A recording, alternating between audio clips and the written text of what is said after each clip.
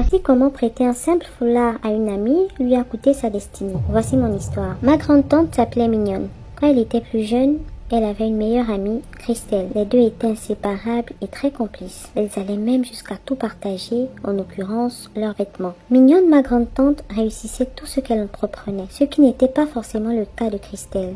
Malgré cela, leur amitié a perduré jusqu'à ce qu'un jour, Mignonne tombe malade. Ça avait commencé par une petite fièvre, puis elle a commencé à maigrir, à dépérir. Les mois passaient, Mignonne allait de plus en plus mal, et malheureusement, aucun médecin ne trouvait ce qu'elle avait. D'ailleurs, tous ses résultats étaient normaux. Lassé de ne pas trouver de solution dans la médecine moderne, son père a décidé de regarder du côté de la tradition. Il est donc allé avec elle chez un Nganga, un guérisseur du village. Le Nganga a fait des révélations qui nous ont tous choqués. Mignonne était victime d'un vol mystique. Christelle, sa meilleure amie, en était responsable. Elle avait utilisé un foulard qu'elle lui avait rendu pour lui voler son étoile par jalousie. Et depuis le maléfice, Mignonne n'était plus la même. Le Nganga a dit qu'elle devrait être initiée pour récupérer elle-même son étoile, car elle seule pouvait la retrouver dans le monde astral. Le jour J de la cérémonie d'initiation de Mignonne, le Nganga avait placé un miroir et une bassine d'eau devant elle. Et là, son voyage astral avait débuté. Alors qu'elle entrait en transe, sa mère est arrivée et a malheureusement interrompu son initiation, faisant un scandale et traitant de diabolique ce qui se faisait.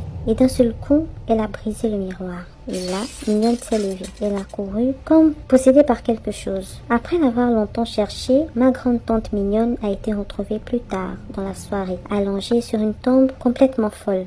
Mignonne avait perdu la raison, c'était donc le début de sa folie. Le Nganga a dit qu'elle était devenue folle, car en interrompant le voyage, son esprit n'avait pas eu le temps de réintégrer son corps. Et malheureusement, sa mère furieuse a fait arrêter le guérisseur. Et seulement quelques jours plus tard, Mignonne, ma grande-tante, est allée rejoindre les étoiles. Je rappelle que l'histoire se déroule dans le sud du Gabon. Et aujourd'hui encore, le Nganga est toujours en prison, malheureusement. Faites attention à qui vous partagez vos effets. Le mal ne vient pas toujours de loin. Avez-vous déjà vécu une expérience similaire? Dites-le nous en commentaire. À très bientôt, la conteuse Gaboma.